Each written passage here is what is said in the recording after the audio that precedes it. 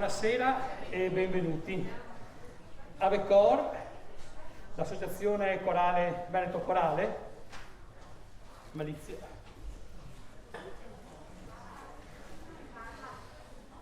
Vi dà il benvenuto e con essa l'associazione Gruppi Corali Veronesi, qui rappresentata dal maestro Lino Fasetto.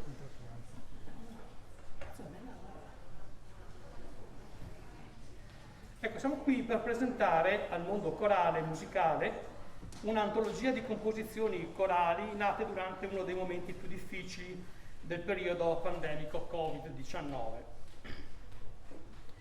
In salicibus in medio eius suspendimus organa nostra, così rievocando il salmista che racconta la desolazione, della solitudine, dell'esilio, hanno vissuto i nostri compositori, i nostri musicisti, le nostre coriste e i nostri coristi, il tempo della pandemia, il tempo del silenzio, un tempo di silenzio lungo e forzato.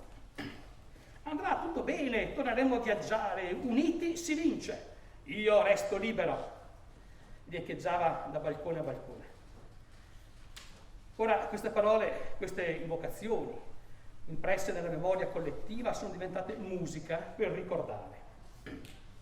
I cori sono sempre stati veicoli della memoria di una comunità e queste pagine che registrano il grido del ritorno alla vita sono i primi passi verso un nuovo tempo.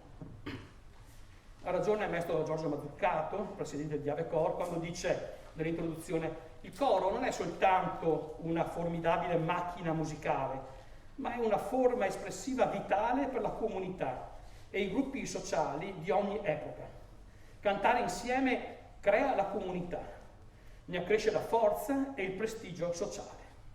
Lo conferma anche il dottor Luca Zaia, presidente della Regione Veneto, e dice nell'introduzione: le corali sono espressione di sentimenti autentici, di fratellanza, di amicizia, di rispetto e di condivisione dell'amore per la musica. Queste donne, questi uomini valorizzano con le loro voci una tradizione musicale che è parte integrante del nostro patrimonio culturale e della nostra identità.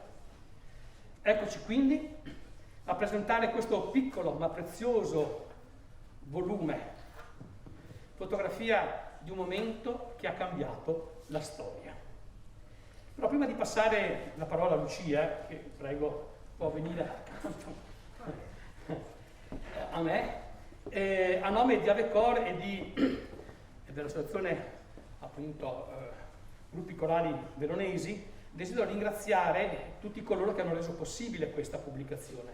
In primis sono i compositori, di elenco: Beccaria Roberto, Michele Bocchini, Giuliano Camoglio, Matteo Gentile, Valerio Casarin, Andrea Del Paos che è in sala e poi vedremo anche qui sul palco, De Angelis Fabio, Camillo De Biasi, Ilario De Francesco, Roberto Di Martino, Gianmartino Durighello, Lorenzo Fattambrini, che deve ancora arrivare, ma ha detto che sarà presente, Sandro Filippi, altro compositore qui presente in mezzo a noi stasera, Cristina Ganzerla, Marina Giovannini, Alessandro Kirchner, Vito Mandina, Giuseppe Mignemi, Gaetan Nasato Tagnier, Roberto Padoin, Alberto Pelosin, Francesco Rossi, Maurizio Santoiemma, anche lui qua in sala, lo ringraziamo per la sua presenza, Marco Saveriano, Pierpaolo Scattolin, Alberto Schiavo e Leonardo Schiavo,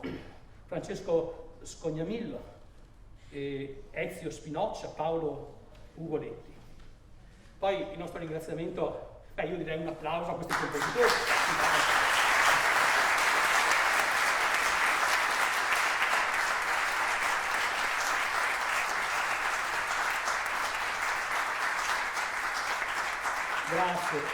Grazie proprio a loro, grazie a loro.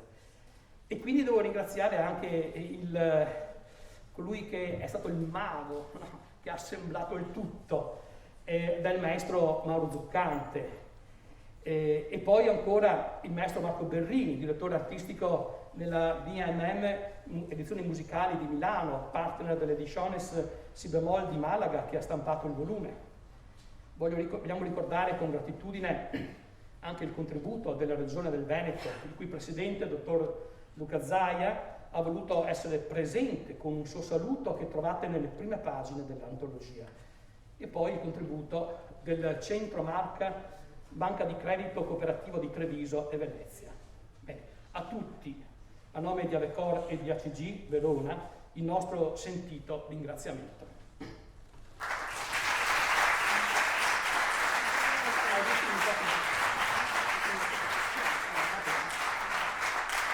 Allora, ci spostiamo a oggi, in questo auditorium del Conservatorio Venezia di Rovigo. Giornata particolarmente significativa, dove E io canto inizia il suo cammino nella storia e lo fa partendo proprio da un conservatorio, il luogo in cui idealmente si sedimenta e si conserva la storia della musica e dei musicisti. E di questo siamo oltremodo grati al Presidente del Conservatorio Venezia, dottor Scaranello, e al suo direttore, il maestro Salavia. Invitiamo ora il Presidente del Conservatorio, dottor Fiorenzo Scaranello, con un saluto di benvenuto e con l'occasione desideriamo ringraziarlo sinceramente per aver accolto fin da subito la proposta di presentazione in questa sede prestigiosa del volume Io Canto.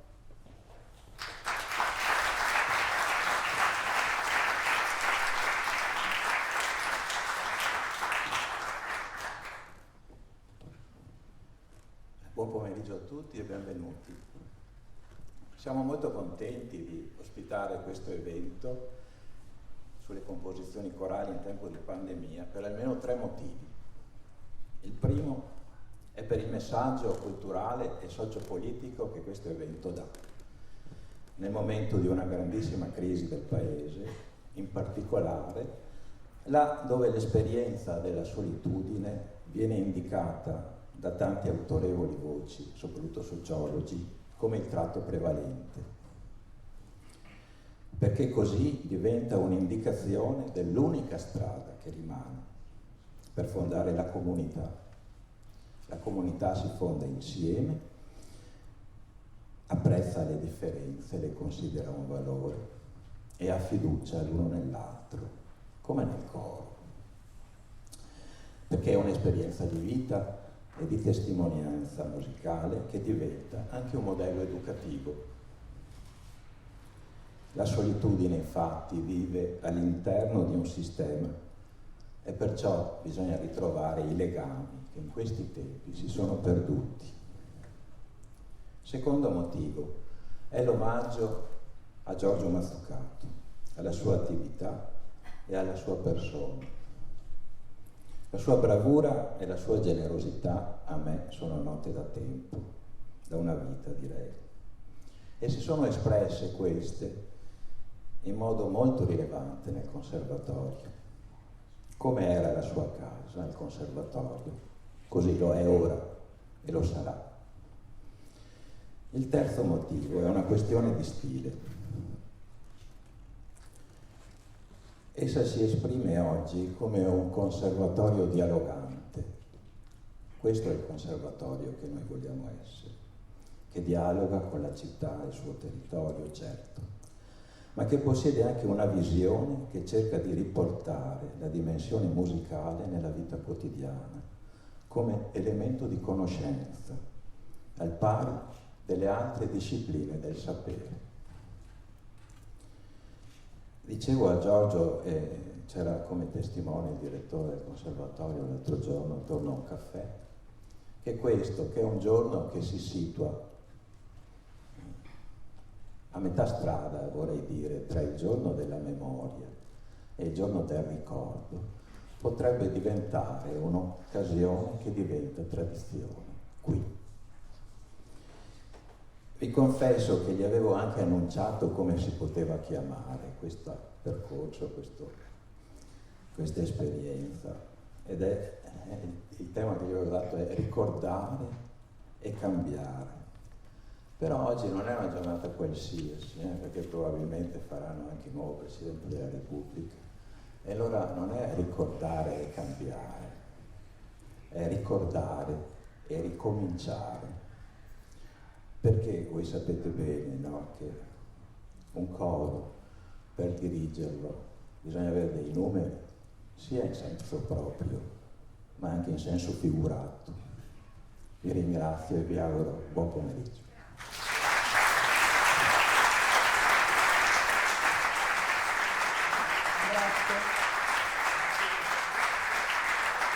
Chiamiamo ora il direttore del conservatorio, il maestro Vincenzo Soravia, che con slancio ed entusiasmo ha sostenuto il progetto fin dalle prime battute. Prego. Grazie, buon pomeriggio anche da parte mia.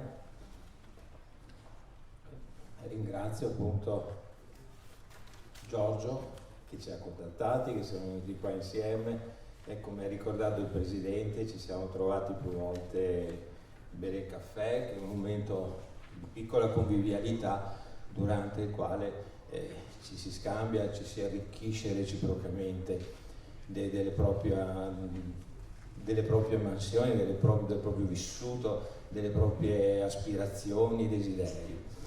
E quindi è un'occasione per il Conservatorio questa, perché la presentazione appunto di questa antologia di composizione ha offerto al Conservatorio un arricchimento sul piano formativo, quindi sul fronte prettamente didattico, perché coinvolgendo le classi di canto, il coro del Conservatorio diretto dal maestro Peguri appunto è diventata un'occasione per noi preziosa per poter eseguire e interpretare questi canti, quindi arricchire appunto la nostra offerta formativa anche in questo senso. Quindi ci ha fatto molto piacere entrare dal vivo, nel vivo di questa iniziativa, di questo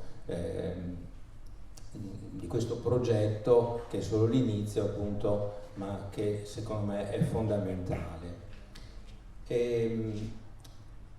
Ho letto appunto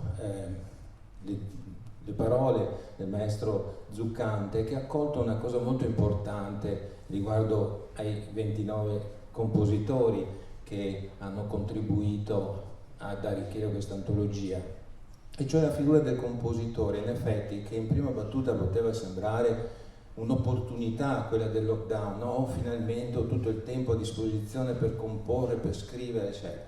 Però no, non è così semplice. Il compositore ha sempre bisogno di un riscontro immediato con chi interpreterà quello che lui scrive e soprattutto con chi poi lo ascolterà.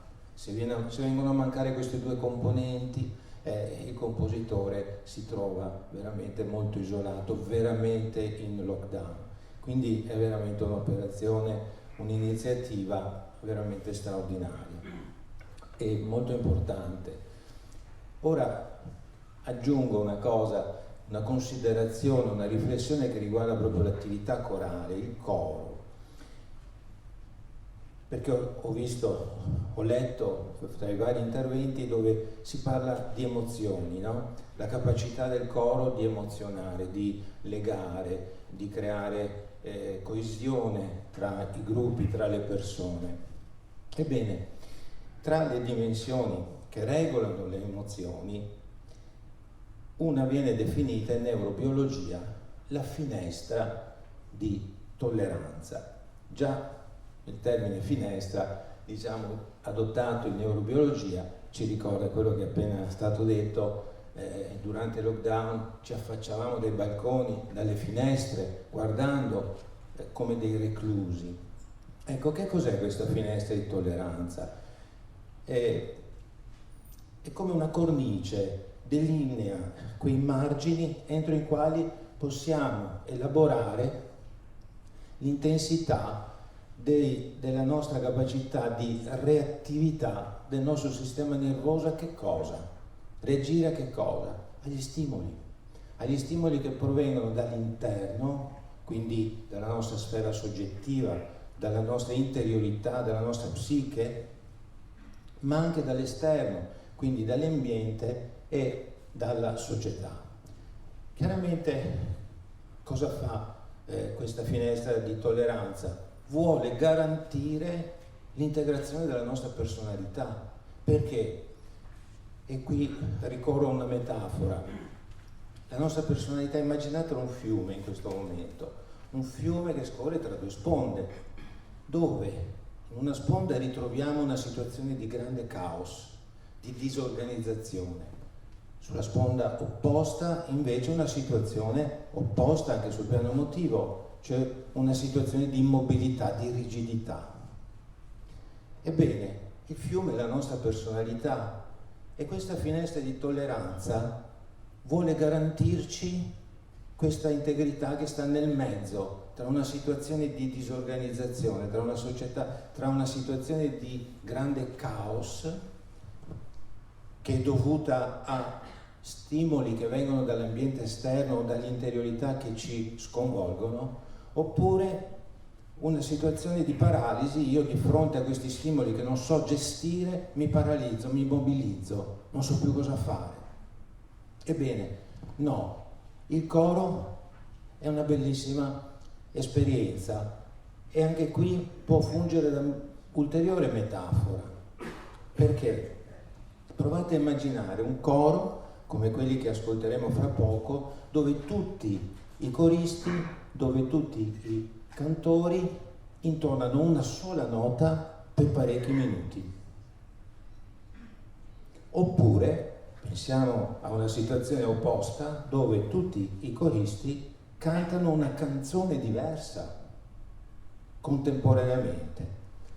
È facile, no? La corrispondenza. Nel primo caso una situazione di immobilità, di fissità, nel secondo caso una situazione di grande caos, di disorganizzazione. Ma quello a cui dobbiamo pensare e immaginare, che è quello che ascolteremo fra poco, è un coro invece dove ciascun cantore intonerà sì una melodia diversa, ma messe insieme formeranno una bella armonia. Questa è una lezione, cioè il coro quindi anche come esperienza contribuisce proprio ad andare incontro a quell'esigenza della finestra di tolleranza che ho citato prima, cioè ci aiuta a creare, andare incontro a questa coesione, ci permette di fare questa esperienza di integrazione della propria personalità e questa rafforza che cosa? Rafforza i nostri rapporti interpersonali tra le persone. Quindi il cantare insieme, il cantare però melodie diverse, perché ognuno di noi è diverso, ognuno di noi ha la sua personalità e mi piace paragonare la personalità di ciascuno di noi a una melodia.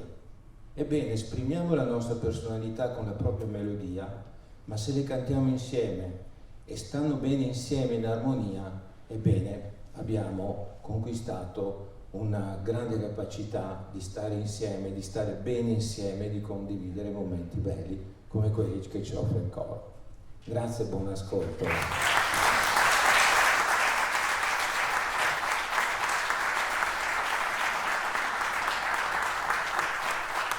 Allora siamo oltremodo onorati di avere la presenza qui tra noi questo pomeriggio del vice sindaco e l'assessore alle politiche culturali e servizi, il dottor Roberto Tovo, che chiamo qui per un saluto.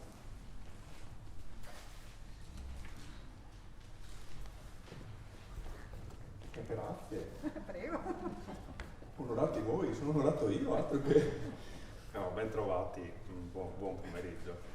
Io veramente vi ringrazio per l'opportunità che ci state lasciando e ci state dando con questa iniziativa e ringrazio gli organizzatori, alcuni dei quali ho avuto l'occasione di incontrare di recente e mi scuso, io sono meno vivace e intuitivo e creativo del presidente del conservatorio, che aveva 3 cose da dire, io ne ho una sola, spero che mi perdoniate.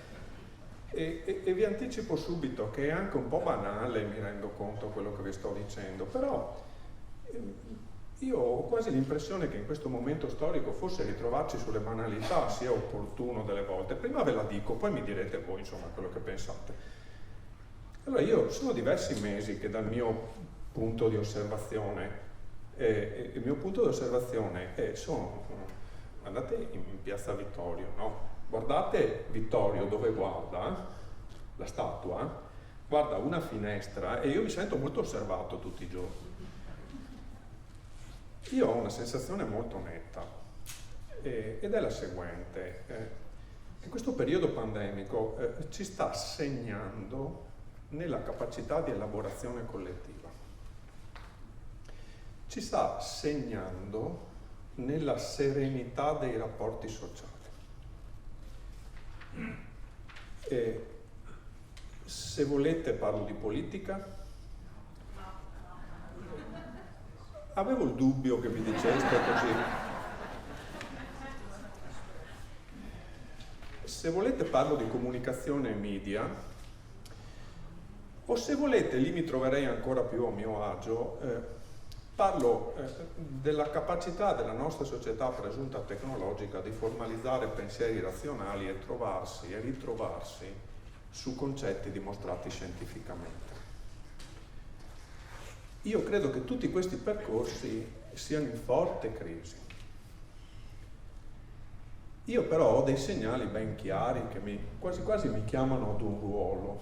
Questi segnali a me sono arrivati in maniera molto chiara, soprattutto dal mondo delle performance teatrali, che già da diversi mesi stanno riflettendo in maniera molto lucida sulla dimensione sociale ed emotiva e quello che ha creato nelle persone e nei rapporti interpersonali questo periodo di discontinuità.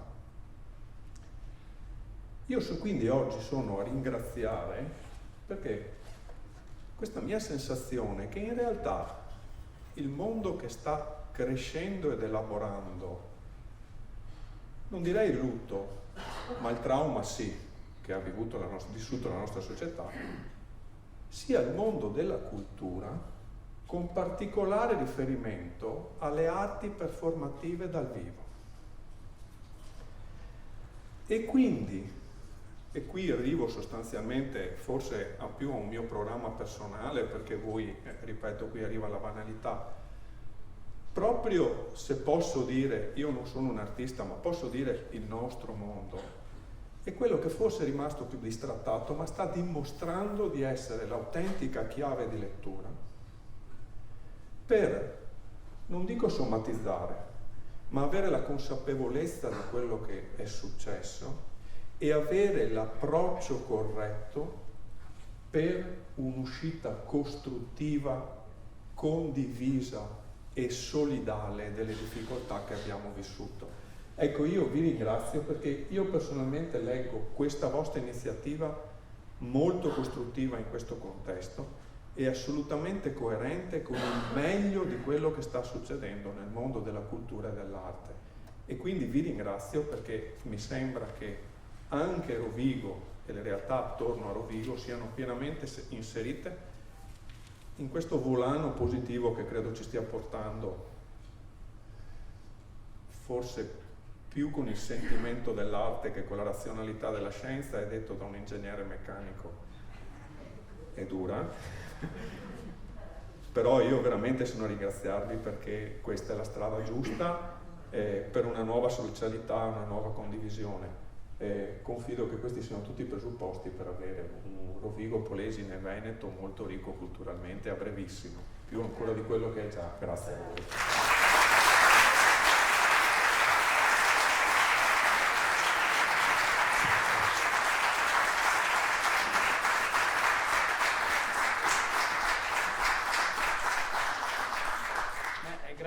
Grazie perché credo di interpretare un po' tutti. Mi sto accorgendo che non sono parole di convenienza, non sono parole d'occasione, sono parole che nascono da un vissuto, no? Appunto da un'osservazione, che nasce da una sintesi. No? Ecco, credo che proprio il nostro mondo in particolare, chiaramente accanto ad altri mondi dell'arte, sia proprio in questa direzione, quella di aprire, ricucire, ridare fiato, ridare voce, no?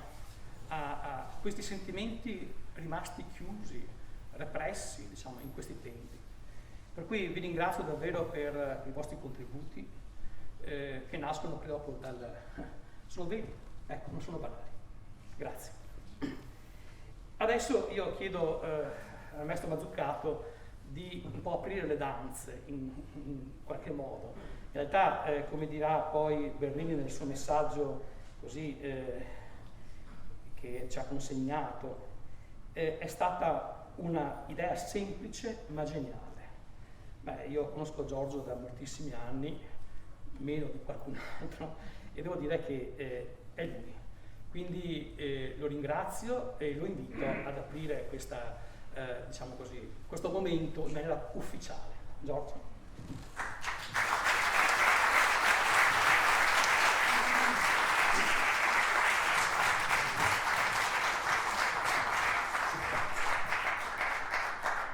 Dopo, alla fine, i conti si fa sempre dopo. Comunque grazie dell'accoglienza da parte di Nicola, così questa finestra aperta. Ecco, No, è acceso, è acceso. Ma la voce arriva lo stesso, vero? Beh, ma... Bene, comunque oggi abbiamo avuto 3 lezioni importanti. Io credo che l'intervento, a cominciare dal Presidente, dal Direttore e dall'Assessore Corazzari, Tovo, sì, no, Corazzari non c'è neanche. Ecco, l'assessore Tovo. Abbiamo avuto delle, diciamo, delle scintille straordinarie. Io credo è come quando si prende in esame un brano, una bella composizione, e qua permettetemi che tra i 30 compositori, sono 30, le composizioni sono 29, i compositori sono 30 perché una composizione è stata scritta a 2 mani, a 4 mani anzi, a 2 teste, va bene. Ma avremmo avuto noi,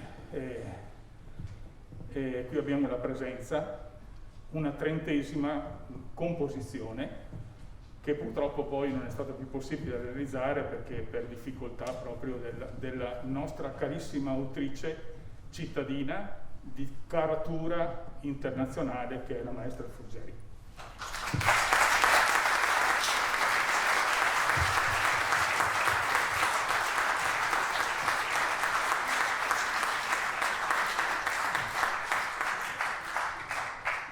Ecco, quando mi ha telefonato l'estate del 2020 per dirmi purtroppo aveva accettato, aveva accolto, va bene, come hanno accolto con generosità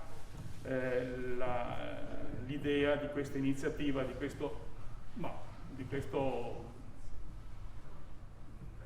cosa particolare, questo progetto particolare, così che è saltato in mente a noi dell'associazione, dico ma qua i cori sono fermi, cioè le attività sono ferme, ma perché non diciamo coinvolgere l'altro mondo che riguarda i cori? I cori eseguono quello che i compositori scrivono e molto spesso ricorrono a testi poetici, a testi popolari, a forme naturalmente di alto livello letterale, e qui in quel momento lì c'era un linguaggio unico che correva in tutto il mondo. Aprivi la finestra, si sentivano, diciamo, frasi che poi sono stati definiti come gli hashtag. Ecco, ne abbiamo identificati circa una 60 quando abbiamo prodotto l'idea del progetto, l'abbiamo offerta ai compositori, che poi a loro volta ne hanno aggiunto altri, quindi ci sono composizioni che hanno dei testi un pochettino che sono, sì, si mescolano agli hashtag, però sono testi di grande riflessione. E poi ne parleremo, sentirete poi i testi. Comunque quello che io non ho tanto da dire perché non sono un filosofo, lo vorrei anche essere delle volte per sottolineare degli aspetti, va bene, del far musica, che far musica non vuol dire soltanto leggere le note, va bene, ma vuol dire, va bene, scavarle, cioè creare un buco sulla parte cartacea e vedere cosa c'è sotto. E questo credo che sia l'atteggiamento, va bene, di chi, diciamo, mette voce e dà voce a delle composizioni musicali. L'idea nasce appunto avete sentito, dal periodo pandemico, dall'inizio proprio. E noi siamo nati come associazione esattamente un mese prima della chiusura per pandemia. E qua io devo molto, perché essere presidente non vuol dire che io ho fatto campagna elettorale, anzi assolutamente non ho fatto nessuna campagna elettorale. Mi hanno beccato, mi hanno detto adesso tu ci rappresenti perché così, perché non vieni su. Ecco, adesso, questa è la risposta. No, ave cor, voglio dire. Comunque evviva Mattarella se dovesse essere, diciamo, eletto.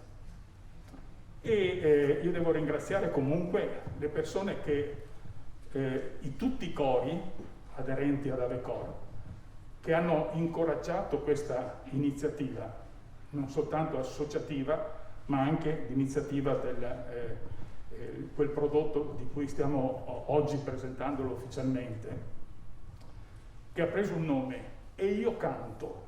È una frasetta che pretende che ci sia scritto qualcosa prima, e poi E io canto, questa E io canto. Io canto anche.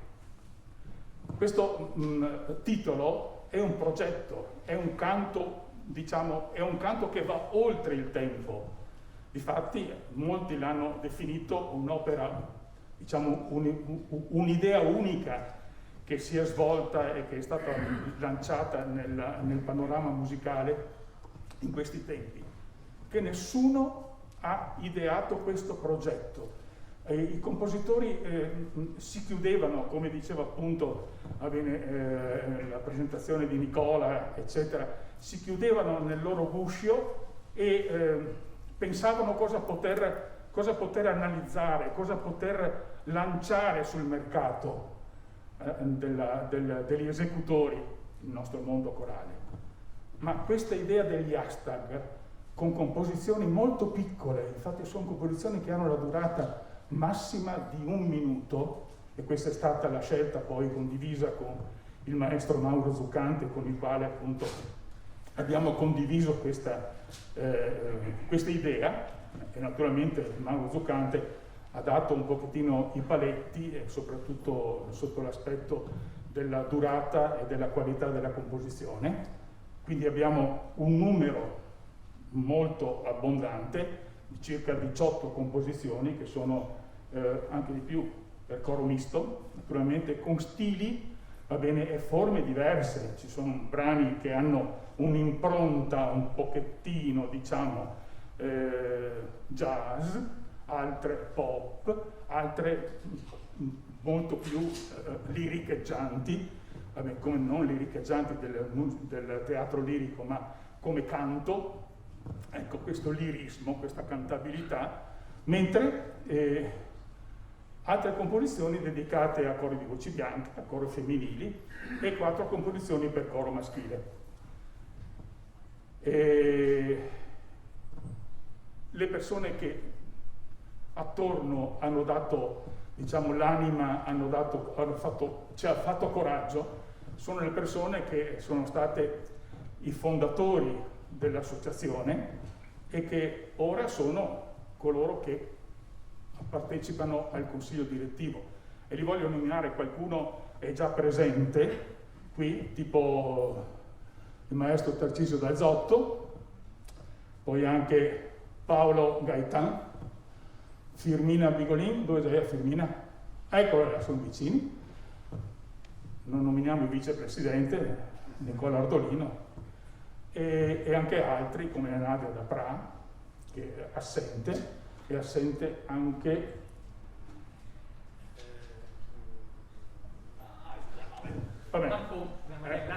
Maria Grazia Marconi. Quindi abbiamo una presenza femminile nel consiglio direttivo, va bene, molto importante e molto qualificante. E naturalmente non dimentico, anzi li mettiamo al primo posto, li mettiamo, come si dice da noi, li mettiamo in soasa, mettiamo un quadretto proprio, la esponiamola, sono la nostra segretaria Carla Bizzotto, che è ovunque,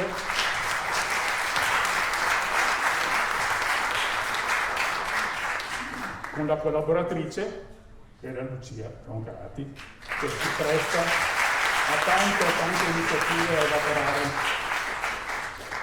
Ecco, l'elaborazione di processi organizzativi, ecco, non è cosa semplice, anche se l'associazione è piccola o è di nuova costituzione. Credo che possa venire fuori da quello che sono gli interventi successivi, anche quelli riportati in assenza di chi pensavamo poteva essere presente e desideravamo che fosse presente, come il maestro Zuccante, il maestro Berrini, e addirittura anche come osservatore, va bene, il maestro Acciai, che è diventato amico anche di tutta l'associazione. E quindi da questi interventi che hanno mandato per iscritto capiamo o completiamo, diciamo, l'obiettivo di questa operazione. Come è funzionata la cosa, va bene, penso che non ci sia tanto da dire, insomma, ecco. Cioè, la generosità dei compositori ha prodotto questo che qualcuno ha in mano, altri lo possono comunque diciamo acquisire. Sono opere che hanno il segno del tempo. Come nella storia i canti di tradizione popolare derivano da esperienze che sono vissute, la guerra, il lavoro, altri momenti di socialità drammatici o allegri, questo è un canto, è tutto un canto che va a sottolineare questo momento straordinariamente drammatico che ancora ci perseguita. Non ho altro da dirvi se non invitarvi un pochettino, invitare i cori soprattutto, e i direttori di coro, qualora ci fossero direttori di coro presenti, ecco, non conosciamo, di, diciamo, guardarlo, questa antologia, leggerla, capirne il perché, la difficoltà esecutiva è ridotta quasi al minimo, però la bellezza è straordinaria. La bellezza perché ci aiuta a superare questo mondo, questa situazione, questa sofferenza che la stiamo vivendo ancora noi altri, anche i cori che si fermano perché temono, bene, che incontrandosi per le prove, pur rimanendo nel rispetto delle norme, il distanziamento, la mascherina, eccetera. Quindi vedete che poi noi canteremo con la mascherina. Voi direte, ma che senso ha cantare con la mascherina? Il prodotto sonoro assume un'altra specie, non è più un suono reale prodotto da essere umano, è qualcosa di soffocato. Ecco, siamo soffocati, quindi aspettiamo che il tempo ci conceda uno spazio, ci conceda di dover comunque riconoscerci, perché quando ci salutiamo, ciao, ma chi sei? Dobbiamo tirare giù leggermente la mascherina per farci riconoscere. Io dico per scherzo, ma siamo sempre in carnevale, cioè se prima non praticavamo la maschera durante il carnevale, adesso siamo obbligati. Quindi molte mascherine hanno anche le faccette disegnate, eccetera, quindi ecco. C'è Nicola che mi dice è ora che tu la smetta, benissimo, perché quello che verrà dopo è di più ed è più bello di quello che ho detto io. Grazie che ci siete.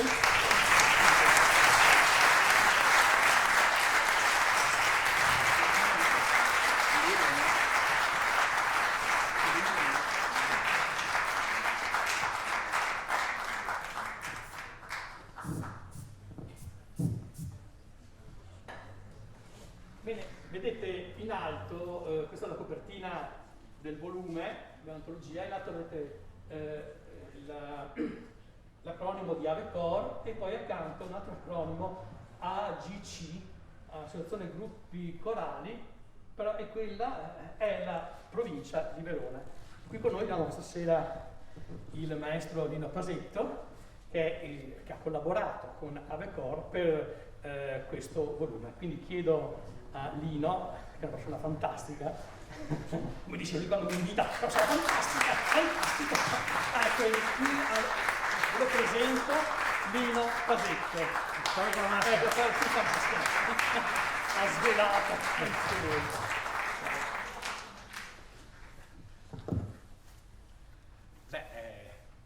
È un piacere incontrarvi tutti, vi porto i saluti, miei in particolare, ma della mia associazione che mi onoro di rappresentare. Trovo che l'idea di realizzare questo progetto sia stata usando un termine moderno, una figata, cioè una genialata. Prima se ne è anche detto, ma ricordate tutti quei momenti di un anno fa, sui balconi gente che suonava, il canto spontaneo che usciva dalle finestre per entrare nelle case, quasi a rendere meno pesante l'isolamento in cui eravamo costretti. Cavolo, è stata un'esperienza unica e si rifletteva in quel momento, no? Si diceva: vuoi vedere che tutta questa attività, questo canto che viene fuori così spontaneo, questo fermento musicale che alimenta la fantasia magari, e offre al canto popolare l'occasione di creare nuove canzoni, magari applicando le parole a vecchie melodie del passato. Non so, che so io,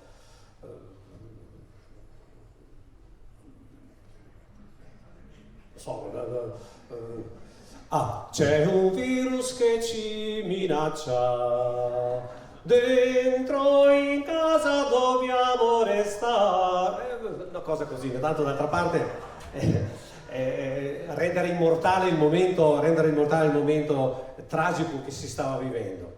D'altra parte non sarebbe la prima volta che melodie popolari vengono adattate alle circostanze per fissare momenti di vita comune come l'amore, la guerra, non so, il lavoro, le tematiche sociali.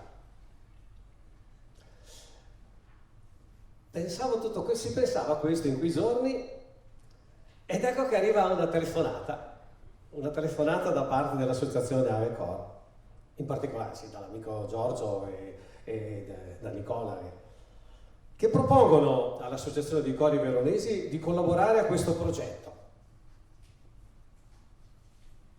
E io canto, cavoli, cantiamo, è bellissimo, è una parte fantastica. Abbiamo subito creduto al progetto, non abbiamo esitato un attimo. E nel progetto è il valore dell'opera, tanto che nell'immediato abbiamo proposto da subito e realizzato, arrivati i primi lavori, uno stage di 2 giorni dove l'argomento di analisi e studio erano proprio i brani che sono emersi da questa iniziativa e che sono pubblicati in questo volume. E ringrazio ancora l'associazione AVECOR di questa opportunità offerta ai cori veronesi. È un bel lavoro. Un lavoro molto ricercato, ben curato, di notevole pregio, e non solo per il contenuto, ma anche per la veste grafica che dimostra. Io mi auguro che tutte le opere contenute in questa pubblicazione abbiano il successo che meritano, e troveremo senz'altro l'occasione nell'autunno, quando faremo a Verona l'Expo Festival della Coralità, presentare questo volume a tutti i cori presenti a livello nazionale, che saranno presenti che provengono da tutto il territorio nazionale, e ci sarà l'occasione nuovamente di riprendere questi canti e di cantarli insieme. In ogni caso resta un documento che mette in risalto la creatività artistica di musicisti viventi, i quali sapientemente sono riusciti a fissare in musica e per sempre emozioni che rispecchiano il recente vissuto di tutti noi. Complimenti ancora e grazie.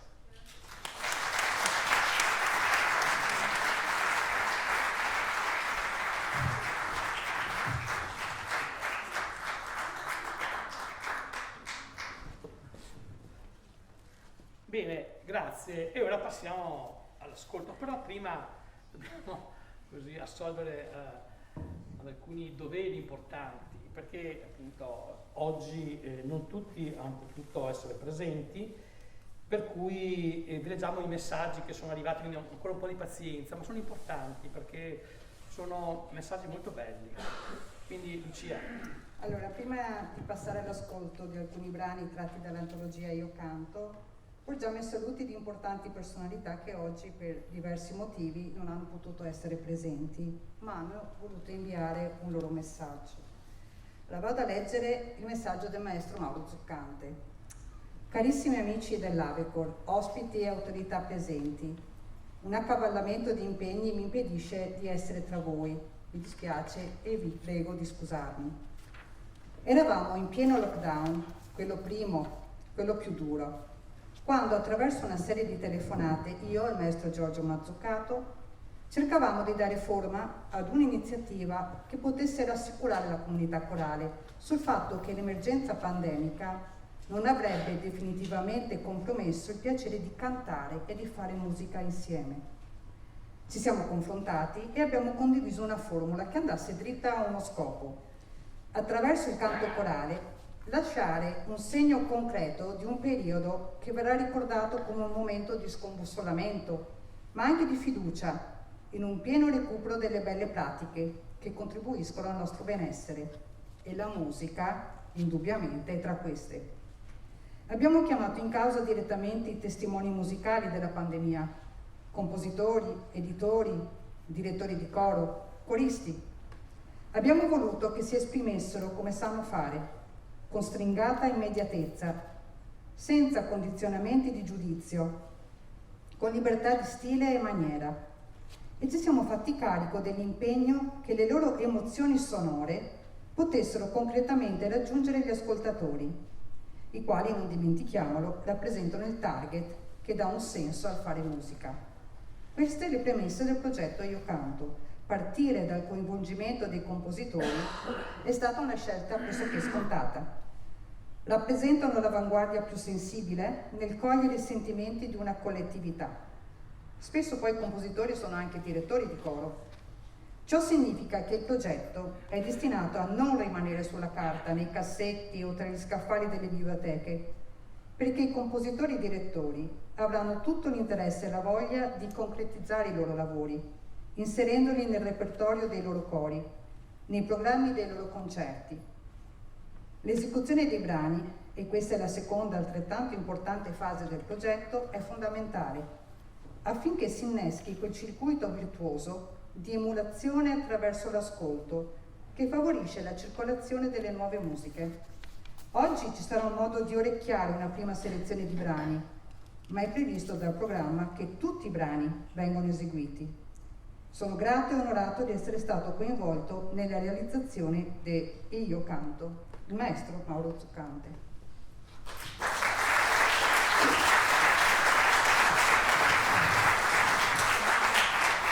Il maestro Marco Berrini, direttore artistico di BMM Edizioni Musicali di Milano, partner delle Ediciones Si Bemol di Malaga, che insieme hanno stampato il volume che vede questo progetto editoriale, un progetto che resterà nel tempo quale vivida testimonianza di un momento storico che ha segnato profondamente la vita di noi tutti, e continua. E Io Canto ha voluto lanciare una sfida alla pandemia, provando a dare voce attraverso la musica a quel silenzio che ha fatto tacere non solo i nostri cori, ma le voci e soprattutto i nostri sentimenti. E Io Canto è stata una risposta energica al silenzio coatto cui siamo stati costretti per sopravvivere. Nasce da quel silenzio e si profila nelle intenzioni di chi lo ha fortemente desiderato e realizzato come un dono dedicato ai cantori, direttori o semplicemente appassionati di canto corale che hanno patito, e ancora per certi versi patiscono oggi, l'assenza della condivisione delle voci, degli sguardi, dei sorrisi, della gioia di comunicare.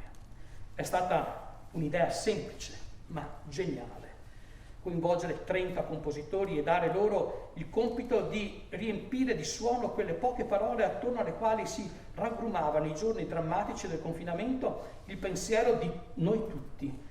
La pubblicazione apre le porte a un messaggio di speranza. La forza e il potere della musica trasformano e sublimano tutto il dramma che ci ha abitato, rendendoli cantabili. Musica nuova, fatta non per dimenticare o per alienarci dalla realtà, ma costruita da mani sapienti per voci entusiaste che non hanno mai smesso di credere, anche nei momenti di più assordante silenzio, alla fascinazione sonora della parola, alla forza e immediatezza della sua comunicazione espressiva.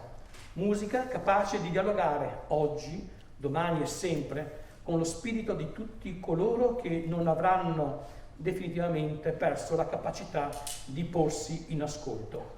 Marco Berrini.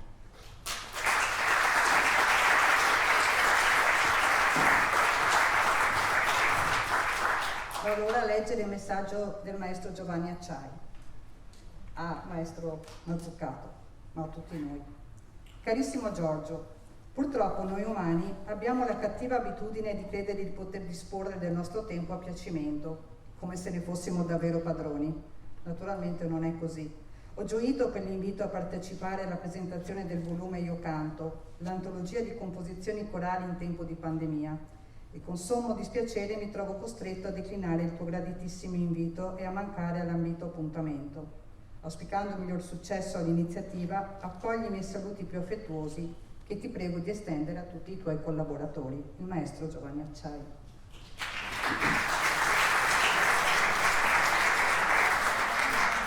Infine vi porto i saluti di un caro amico, il maestro Camillo De Biasi, che tra l'altro è uno dei protagonisti di questo volume. Caro Presidente, purtroppo le mie condizioni di salute mi impediscono di affrontare il viaggio a Rovigo. Lo dico con grande rammarico perché ci tenevo tanto a partecipare, primo per un ritorno romantico al Conservatorio di Rovigo, dove l'11 novembre del 1978 ho avuto il primo incarico di esercitazioni corali, esperienza che porto ancora nel cuore.